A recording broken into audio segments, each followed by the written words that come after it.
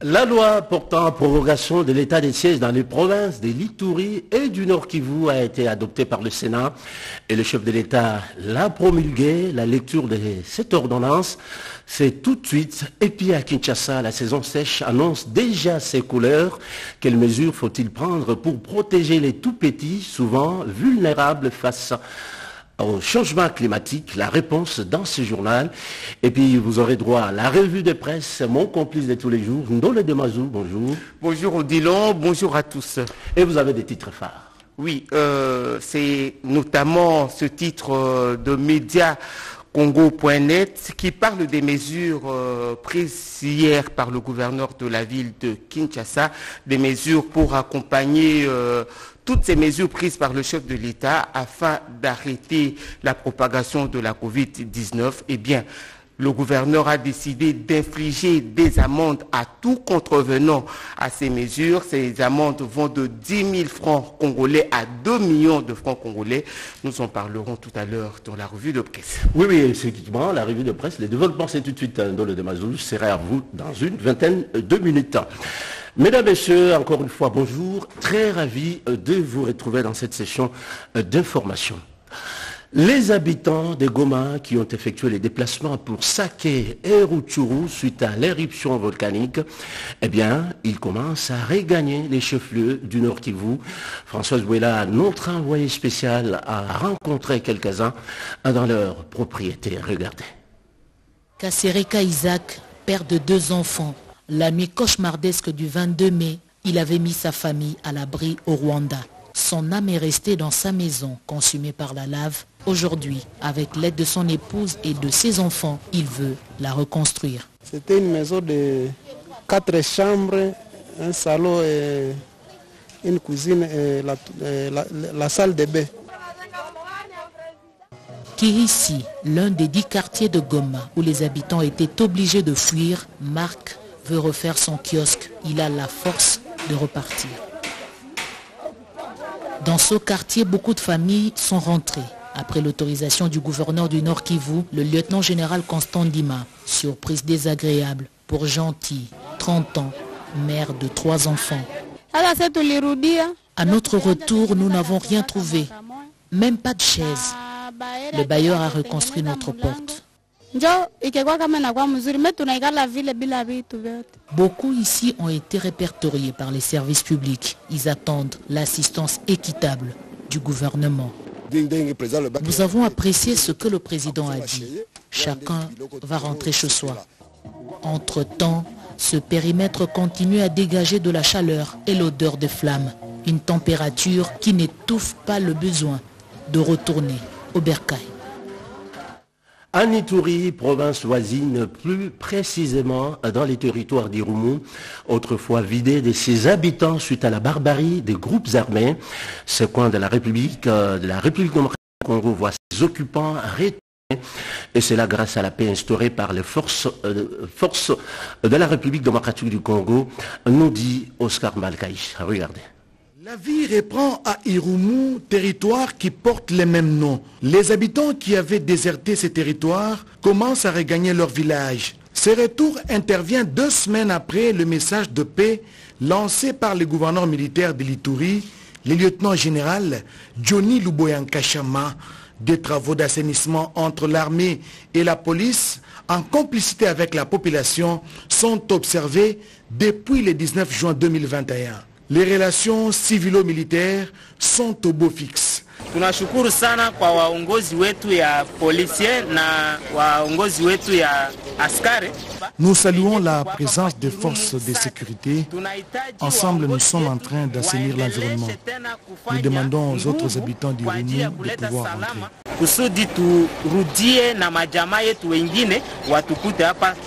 L'administrateur du territoire d'Irumu, le commissaire supérieur Makanga Philippe, circonscrit l'essence de cette initiative fort louable, l'œuvre du gouverneur militaire Luboyankashama Johnny.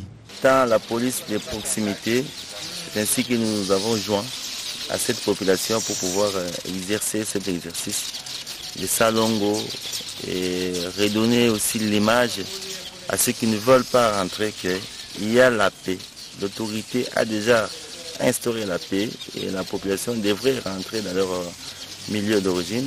Et ça, ce n'est qu'un premier pas que nous sommes mis à exercer aujourd'hui afin que demain ou après-demain, tous les autres qui traînent encore à Bunia et à Komanda, c'est pas n'importe où, qui puissent revenir aussi pour continuer. C'était ça le seul objectif. Des mouvements de retour de la population s'observent depuis peu sur la RN27 et RN4, résultat de la mise en place de l'état de siège institué par le président de la République et commandant suprême des forces armées, Félix Antoine Tshisekedi Tshilombo, à Ituri, tout comme dans la province du Nord Kivu. Je l'ai annoncé dans le sommaire, la loi portant prorogation de l'état de siège à Ituri et au Nord Kivu a été adoptée au Sénat à l'unanimité. Sandra Nyangui pour le compte rendu. Le Sénat a adopté ce lundi en seconde lecture le projet de loi portant prorogation pour une durée de 15 jours de l'état de siège dans les provinces du Nord Kivu et de l'Ituri. C'est le ministre d'État, ministre du Développement rural, membre de la commission des lois du gouvernement qui l'a présenté aux sénateurs en plénière. Cette loi va permettre au chef de l'État de proroger pour une deuxième fois l'état de siège dans ce coin du territoire national afin d'éradiquer l'insécurité qui y règne depuis plusieurs décennies. Sur 108 sénateurs qui composent la Chambre haute, 85 ont pris part au vote et tous à l'unanimité ont voté pour proroger l'état de siège. François Roubota a indiqué que le projet de loi portant modalité d'application de cet état de siège est déjà déposé à l'Assemblée nationale. Pour ce qui concerne les modalités d'application de l'état de siège, nous avons déjà adopté ce projet au niveau du gouvernement. Le point est déjà envoyé au niveau de l'Assemblée nationale. Après son examen à la Chambre basse, sans doute qu'il vous sera passé. Le Parlement a pour rôle de contrôle et de vote de loi. Le gouvernement est prêt à être contrôlé par rapport à ça, afin que vous puissiez être à mesure d'avoir un suivi pour tout ce qui s'est fait pendant cette période d'état de siège sur les deux provinces, à savoir l'Ituri et le Nord Kivu. Le président du Sénat, Modeste Bahati, a promis d'entrer en contact avec le bureau de l'Assemblée nationale pour que la loi portant habilitation déjà votée au Sénat soit également votée à la Chambre basse. Cette dernière permettra au président de la République de légiférer par ordonnance-loi chaque fois que besoin y a, sans cesse, sans passer par le Parlement qui s'apprête à clôturer la session de mars. Pour toutes les autres matières, une des chambres peut prendre en examen le texte et l'envoyer dans l'autre, et c'est vice-versa. Donc il n'y a pas de raison pour que la loi d'habilitation soit bloquée à l'Assemblée nationale. Nous allons en conférer avec le bureau de l'Assemblée nationale.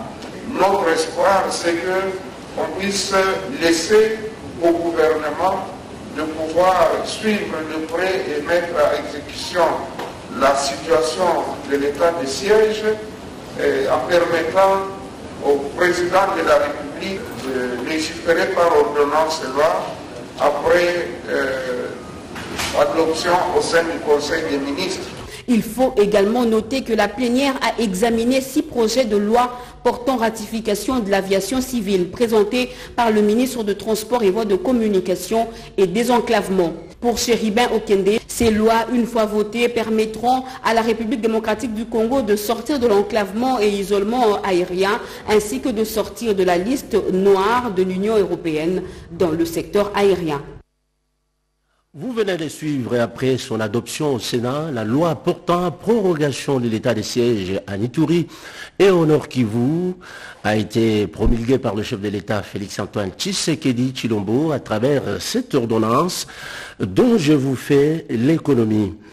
Le président de la République, vu la Constitution telle que modifiée par la loi numéro 11/002 du 20 janvier 2011 portant révision de certains articles de la Constitution de la République démocratique du Congo du 18 février 2006, spécialement ces articles 61, 69, 78, 85 144 et 145, vu la loi numéro 21/011 du 21 juin 2021 portant autorisation de la prorogation de l'état des sièges sur une partie du territoire de la République démocratique du Congo, spécialement en son article 1er, vu l'ordonnance numéro 20/016 du 27 mars 2020 portant organisation et fonctionnement du gouvernement, modalité des collaborations entre le président de la République et le gouvernement ainsi qu'entre les membres du gouvernement,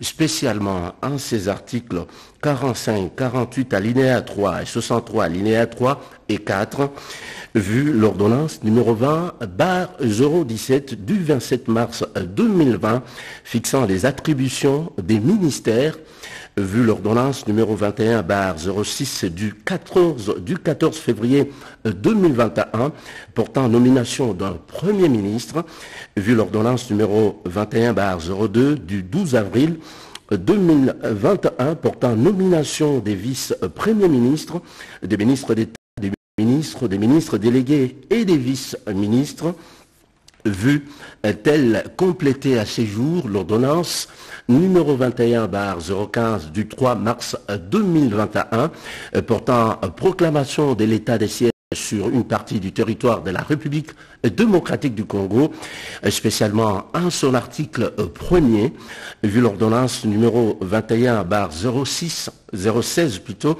du 3 mai 2021 portant mesure d'application de l'état des sièges sur une partie du territoire de la République démocratique du Congo, vu l'arrêt sous R. Const 1550 du 6 mai 2021, la Cour constitutionnelle siégeant en appréciant la constitutionnalité de l'ordonnance numéro 21/016 du 3 mai 2021 portant mesure d'application de l'état des sièges sur une partie du territoire de la République démocratique du Congo, vu la nécessité et l'urgence, les conseils des ministres entendus ordonnent.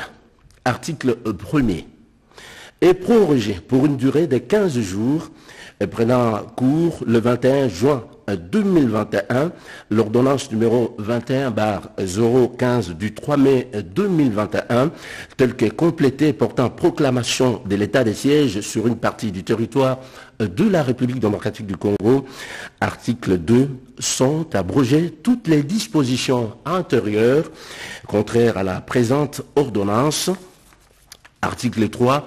Le Premier ministre, le Vice-Premier ministre, ministre de l'Intérieur, Sécurité, Décentralisation, Affaires coutumières, le ministre d'État, ministre de la Justice et garde des Sceaux, ainsi que le ministre de la Défense nationale et anciens combattants sont chargés, chacun en ce qui les concerne, de l'exécution de la présente ordonnance qui, sur ses effets, à la date de sa signature, fait à Goma le 21 juin 2021, Félix-Antoine Tshisekedi Tshilombo, Jean-Michel Sama Lukonde Kyenge, Premier ministre, pour copie certifiée conforme à l'original Kinshasa le 21 juin 2021, le cabinet du président de la République, Gulin Nyembo Mbouizia, directeur de cabinet. Les réquisitoires du procureur de la République sollicitant auprès du Sénat, de l'Assemblée nationale plutôt, la levée des immunités des députés, entre autres Louise Munga, afin d'enclencher les poursuites judiciaires à leur endroit. Les députés Eliezer fait le point sur cette affaire. Regardez.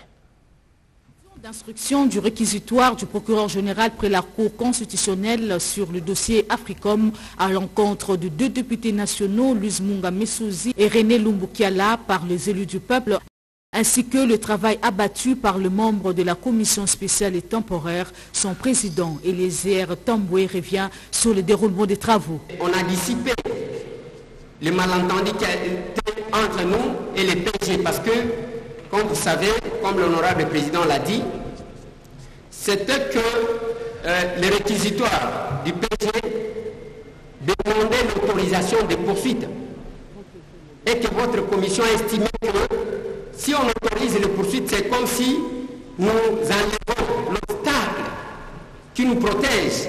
Parce que pour un député, pour qu'il soit poursuivi, il est important de suivre une procédure. Mais les procureurs nous a fait savoir que c'est parce qu'il fallait qu'il se conforme à la Constitution qu'il a utilisé les termes. Et que, normalement, il s'agissait de l'instruction, l'autorisation de l'instruction. Et comme l'entendement et le document a été bien expliqué par le PG, nous nous sommes lancés à travailler et nous avons abouti à des conclusions que vous allez devoir découvrir. Cela, c'est pour garantir les immunités de nos collègues, parce qu'ils sont encore protégés. Même alors, chers collègues, admettons qu'on n'autorise pas. Est-ce qu'on met fin à l'action? Nous mettons en veilleuse l'action. Et aujourd'hui, nos collègues, eux seuls, nous ont demandé d'autoriser pour qu'ils soient entendus. Plusieurs artères dans la commune d'Engalia sont en état de délabrement. Conséquence, la circulation complètement perturbée dans ce coin. La capitale Kinshasa, affectée par cette situation, la population pointe du doigt l'autorité communale pour qu'une solution soit trouvée. Robert Ndaï pour le reportage. La plupart des tronçons de route dans certaines communes de la capitale ne sont pas encore concernés par les travaux de réhabilitation de la voie urbaine. Plusieurs quartiers sont donc presque enclavés. C'est le cas dans la commune d'Engaliema, précisément sur l'avenue Général Bassoki, au quartier Manenga, communément appelé Gulf. Cette route est dans un état de délabrement très avancé, devenu presque impraticable. Des trous béants empêchent même les motocyclistes à bien travailler. Et une situation alarmante à la base de l'insécurité criante dans ce quartier. Ça fait vraiment très longtemps que cette route, nous sommes abandonnés à notre propre sort. Pas une nuit qui ne passe sans qu'on puisse entendre des coups de feu. Lorsque vous rentrez tard de ce côté, priez que vous ayez quelque chose en poche. Si vous n'en avez pas, vous allez peut-être y laisser de votre vie. C'est chaque jour qu'on entend des coups de feu ici. En tout cas, la population est en insécurité ici.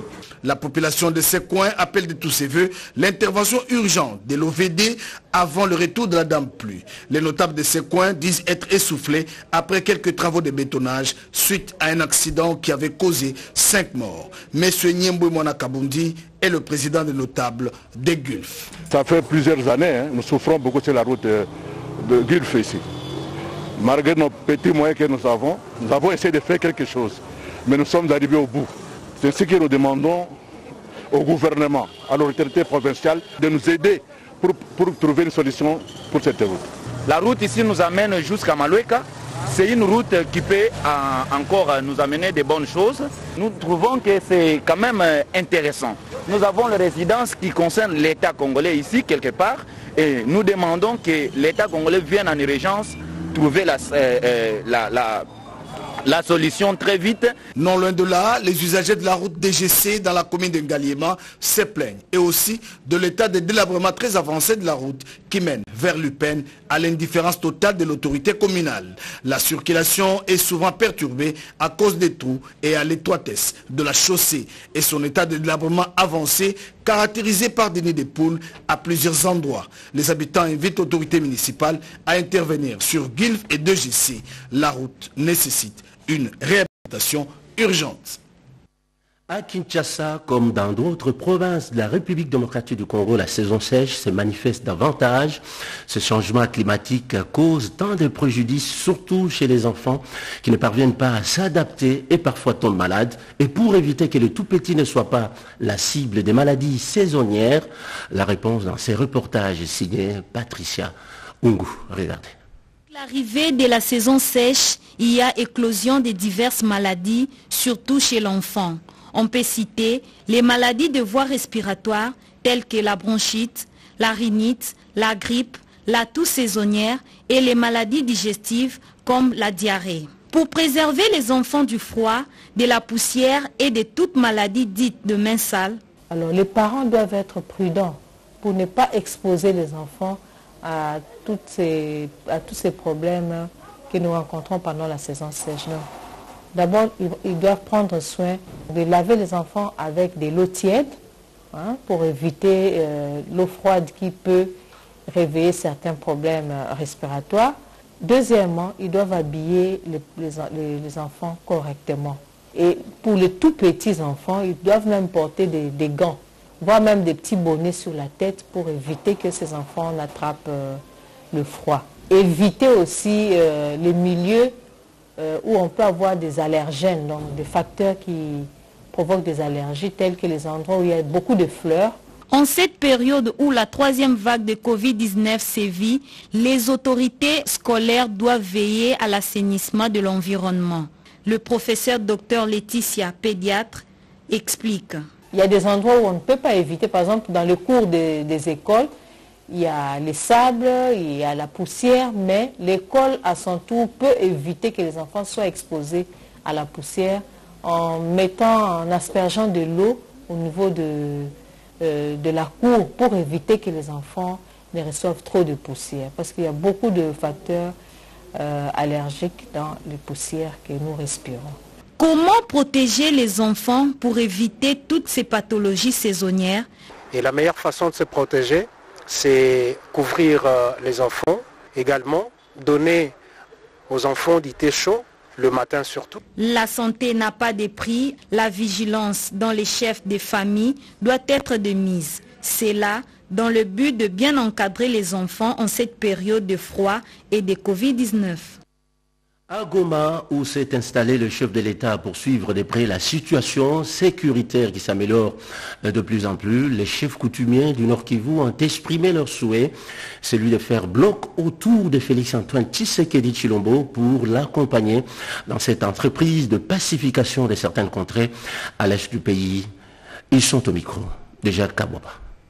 Des chefs coutumiers de la province du Nord Kivu, nous, chefs coutumiers de la province du Nord Kivu, présents à Goma, associés aux collègues chefs coutumiers Mwami Kabare, Rugemanizi de la province du Sud Kivu et le grand chef coutumier Songe Utachite Katekesha de l'espace Grand Kasaï, réunis ce jour à l'hôtel Binza Goma, après avoir passé en revue la situation sécuritaire de la province du Nord Kivu, déclarons ce qui suit.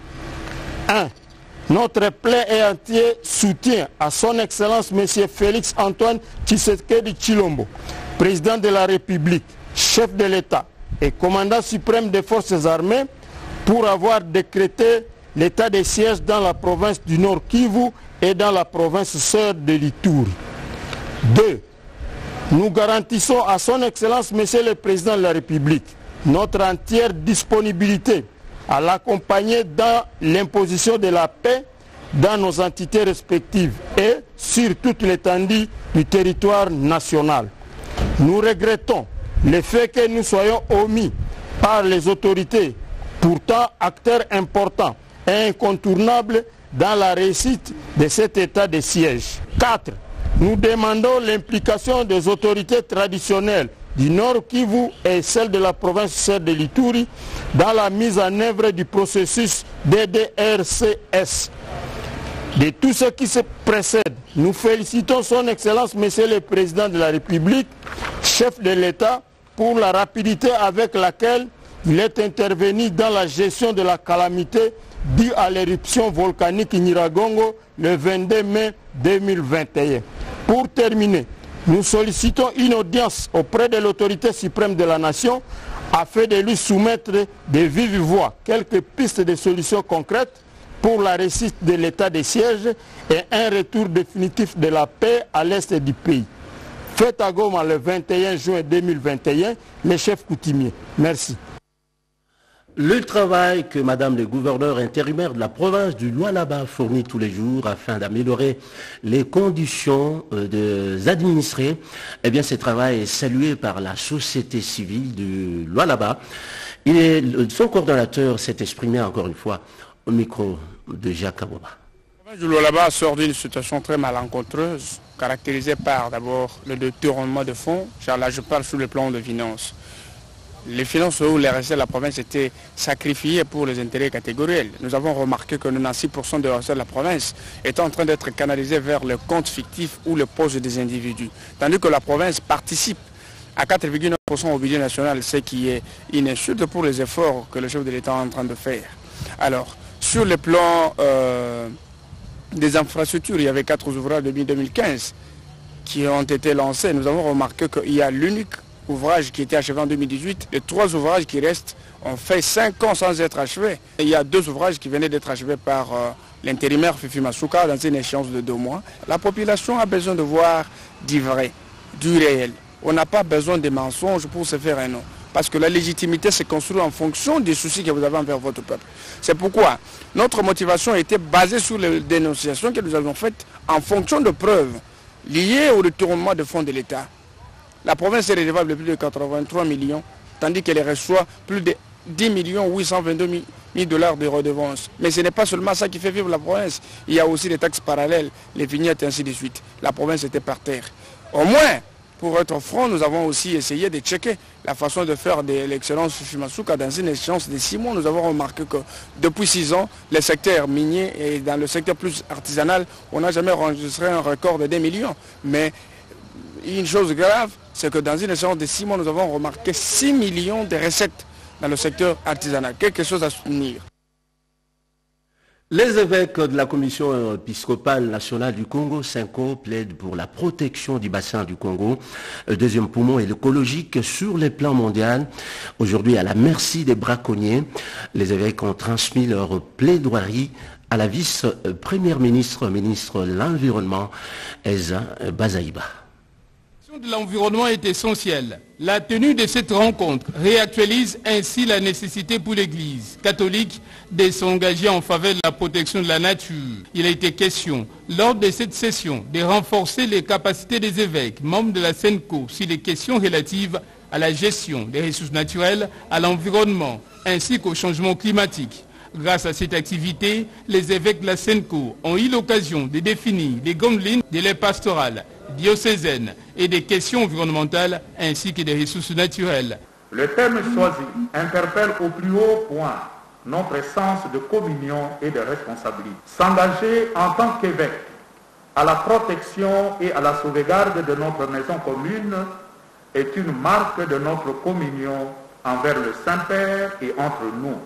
Présente en signe d'encouragement et de soutien, la vice-première ministre et ministre de l'Environnement et du Développement durable, Eve Bazaïba, a rappelé l'ultime nécessité de préserver la faune et la flore de la RDC. Le gouvernement de la République, à partir d'aujourd'hui, est engagé résolument à faire en sorte que le peuple congolais bénéficie de ses ressources, mais aussi que le peuple congolais protège l'humanité. C'est grâce à l'environnement que la République démocratique du Congo sera en mesure de diversifier son économie en faveur de son peuple. À l'issue de cette conférence, le secrétariat général, la CENCO, a rendu public les messages des évêques sur la situation socio-pastorale en RDC. Des martyrs de Kinshasa est fermé pour les raisons des travaux de réhabilitation. Les matchs sur le plan international vont se dérouler désormais à Matadi. Et le ministre du Sport, Serge Condé, est allé voir justement le gouverneur du Congo central à ce sujet. C'est Dirk Kenina pour les reportages. Imaginez les léopards football sur les gazons verts du stade Lumumba de Matadi dans le Congo central. Et oui, un rêve qui peu à peu rattrape la réalité. Les stades des martyrs étant sous le coup de la CAF, le gouvernement envisage un plan B pour la poursuite des compétitions internationales. Et les stades Lumumba de Matadi encore en chantier serait la meilleure piste. Le ministre des Sports, Serge Nkonde Tshembo, l'a fait savoir au gouverneur du Congo central, Atou Matubwana, qui s'est fait accompagner de son ministre provincial des Sports. Le ministère national a pensé qu'il faut avoir plusieurs plans par rapport aux travaux qui vont s'exécuter ici au stade de Martyrs. Et que parmi les stades qui rentrent dans le plan B, il y a le stade Lumumba qui est retenu. Et le ministre a voulu savoir à quel niveau nous sommes, niveau des travaux nous sommes aujourd'hui. Sans tarder, il faut donc relancer les travaux pour être au rendez-vous.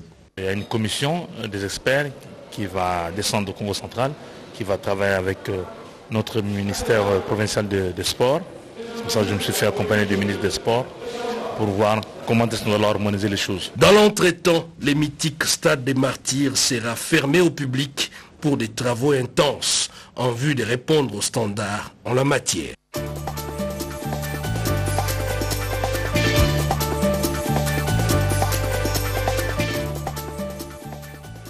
Voilà, comme promis, place à la revue de presse, mon complice de tout le jour, le matin. Ndolo Demazou, bonjour. Bonjour Odilon. Et avec vous, nous allons fêter quelques titres de journaux parus ce matin, si pas les journaux parus à Kinshasa. Oui, bien sûr. La Cinco sur la réforme de la CENI adoptée par le Parlement, cette loi rassure, ne rassure pas un processus électoral crédible, constate la référence plus. Selon la référence plus, les prélats catholiques ont formulé des recommandations à travers leur message à l'issue de la 58e assemblée plénière de la Cinco, livrée le lundi 21 juin par le secrétaire général de la Cinco, l'abbé Donatien Cholet. S'agissant de la loi modifiant et complétant la loi organique portant organisation et fonctionnement de la CENI adoptée par le Parlement, les cardinaux, archevêques et évêques pensent que celle-ci, telle qu'adoptée, ne rassure pas un processus électoral crédible. Après les prélats catholiques, cette loi porte les germes de contestation et de légitimité qui fragilisent davantage la cohésion.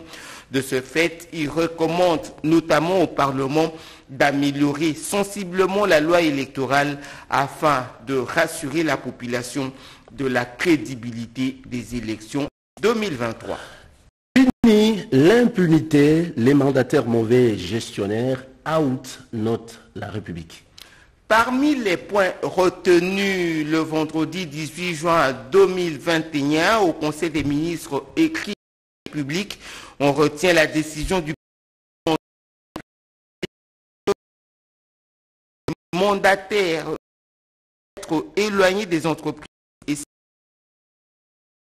Le chef de l'État s'est appuyé sur les conclusions accablantes du rapport de l'Inspection générale des finances dans les entreprises et établissements publics de l'État.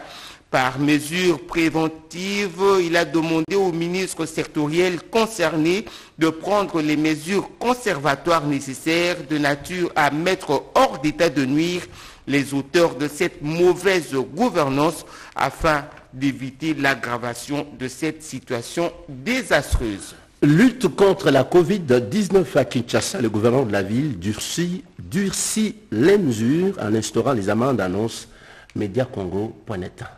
Le gouverneur de la ville de Kinshasa, Gentini Ngobila Mbaka, a renforcé les mesures de lutte contre la propagation de la Covid-19 à Kinshasa. Dans son arrêté pris le lundi 21 juin 2021, annonce Mediacongo.net, l'autorité urbaine a prévu des amendes allant de 10 000 à 200 000 francs congolais pour tout contrevenant. Ainsi, pour défaut de port du masque, le contrevenant devra payer 10 000 francs congolais. Pour le non-respect de couvre-feu, 50 000 francs congolais. Taxi moto avec plus d'un passager, 20 000 francs congolais. Transport public dépassant 50% de capacité d'accueil et avec passagers debout, 100 000 francs congolais. Restaurant dépassant 50% de la capacité d'accueil de 100 000 à 1 million de francs congolais. Ouverture, terrasse, bar, loge, 10 000 francs congolais pour le client et 100 000 francs congolais à 1 million de francs pour le propriétaire. Ouverture de boîte de nuit, 10 000 francs congolais pour le client et 200 000 francs, de 200 000 à 2 millions de francs congolais pour le propriétaire. Organisation des deuils et veillées mortuaires, 500 000 francs congolais. Et avant de refermer cette revue de presse, Nord Kivu et Ituri, état de siège, les forces politiques alliées de l'UDPS satisfait des résultats à mi-parcours selon la prospérité. Ndolo. Il réunit le lundi 21 juin 2021 sous l'égide du coordonnateur ad intérim, Maître Magloire Kassongo, pour examiner la situation politique actuelle. Note la prospérité. Les forces politiques alliées de l'UDPS, encore et toujours toujours rangé derrière le chef de l'État, Félix-Antoine Tshisekedi Tshilombo, tout en compatissant au malheur qui a frappé nos compatriotes de Goma suite à l'éruption volcanique de Nyiragongo, félicite le chef de l'État particulièrement pour son implication personnelle, pour son geste de réconfort qui marque une attention particulière de solidarité à l'endroit de son peuple, en rapport avec la mafia qui sévit dans certaines institutions étatiques, poursuit le journal. Les forces politiques alliées à l'UDPS dénoncent et invitent les services compétents à diligenter des enquêtes appropriées.